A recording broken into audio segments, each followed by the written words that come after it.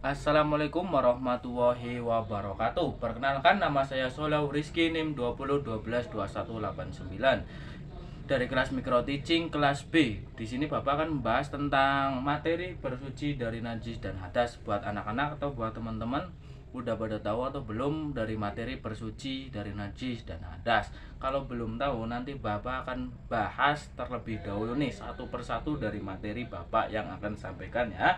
Nih, di sini ada materi tentang toharo. Buat teman-teman, sudah pada tahu tentang toharo atau belum sebelumnya nih? Udah pada dengar tentang toharo tersebut? Nah, di sini Bapak akan bahas tentang toharo ya. Toharo adalah istilah dalam Islam yang berarti suci atau mensucikan dari hadas dan najis, baik secara fisik maupun spiritual, agar dapat melaksanakan ibadah dengan sah. Nah, sebelum melaksanakan ibadah, di sini diwajibkan bersuci atau toharo tersebut. Toharo memiliki kedudukan yang sangat penting dalam Islam karena merupakan syarat utama dari melaksanakan ibadah tertentu seperti sholat. Contohnya itu seperti sholat ya teman-teman ya. Nah, di sini ada Nabi nih, Nabi Muhammad SAW bersabda, tidak diterima sholat tanpa bersuci. Hadis riwayat Muslim. Hal ini menunjukkan bahwa kebersihan lahir dan batin merupakan sebagian dari iman. Selain itu, toharo juga mencerminkan kedisiplinan dan kepedulian seseorang muslim terhadap kebersihan diri. Lanjut nih untuk di bagian macam-macam bersuci nih untuk lanjutannya. Di sini ada 5 macam-macam bersuci. Yang pertama, bersuci dari hadis kecil. Dari hadas kecil. Bersuci dari hadas kecil. Bersuci dari hadas besar itu yang kedua. Yang ketiga, tayamum. Yang keempat, menghilangkan najis. Yang kelima, ada istinja. Lanjut. Nah, yang pertama tadi bersuci dari hadas kecil. Dilakukan dengan wudhu, yaitu membasuh anggota tubuh tertentu dengan air seperti wajah, tangan, dan kepala. Yang terakhir, dan kaki juga. Wudhu dilakukan untuk mengangkat hadas kecil agar sah melakukan ibadah seperti sholat dan membaca Al-Quran. Yang kedua, bersuci dari hadas besar. Dilakukan dengan mandi wajib husla, yaitu menyiram seluruh tubuh dengan niat untuk mengangkat hadas besar, hadas yang disebabkan oleh junub, haid, nifas, atau setelah bersetubuh. Jadi seperti itu. Untuk menghilangkannya kita diwajibkan mandi wajib atau mandi husla. Yang ketiga, tayamum. Di sini merupakan pengganti wudhu atau mandi wajib jika tidak ada air atau tidak bisa menggunakannya karena alasan syar'i seperti sakit.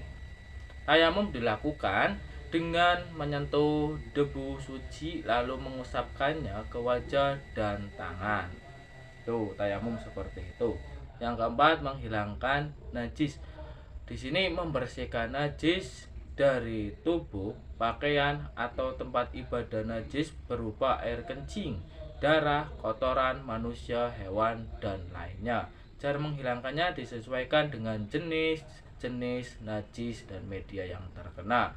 Ulama membagi najis menjadi 3 macam, yaitu yang pertama najis mukhafafah, najis mutawasithah, dan najis mughaladah. Pengertian, bentuk, dan cara mensucikannya adalah di sini Bapak akan ungkapkan. Yang pertama, najis mukhafafah. Najis mukhafafah disebut sebagai najis yang ringan.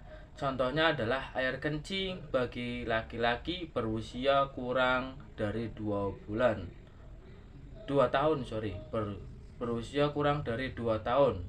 Bayi laki-laki, ini dari bayi laki-laki. Bayi tersebut belum makan apapun kecuali air susu dari ibu. Adapun cara mensucikannya cukup dengan memercikan atau mengusap air pada permukaan yang terkena najis. Jadi seperti itu.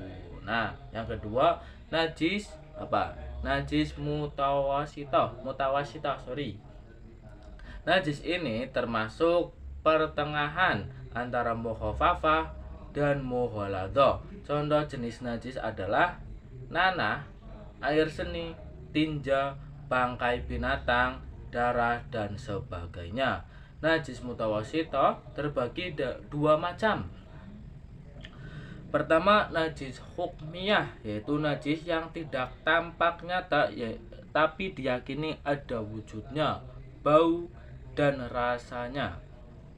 Cara mensucikannya adalah cukup dengan mengalirkan air pada benda yang terkena najis. Yang kedua yaitu najis ainiyah, yaitu najis yang tampak wujud bau dan rasanya. Penghilangan wujud bau dan rasanya benda yang terkena najis adalah cara mensucikannya. Najis mughaladah yang ketiga, najis yang paling berat. Ini termasuk najis yang paling berat, najis mughaladah, yaitu contohnya adalah najis yang berasal dari babi dan anjing. Cara menghilangkannya najis ini adalah dengan apa nih? Buat teman-teman udah pada tahu atau belum? Pastinya sudah pada tahu ya. Cara membersihkannya yaitu dengan benda yang terkena najis sebanyak 7 kali. Salah satunya menggunakan campuran tanah. Yang kelima